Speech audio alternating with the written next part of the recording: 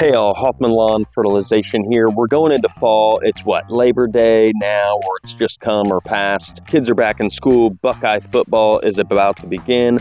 One of the things that we really gear up for as we get into fall time is aeration overseeding. It's one of the best ways that we can improve somebody's turf. Fall time, roots are active. So let's decompact that soil, get your roots to grow a bit deeper. That's how you're going to get through these droughts that we're seeing right now. Also, the fall time is the best time to introduce seed.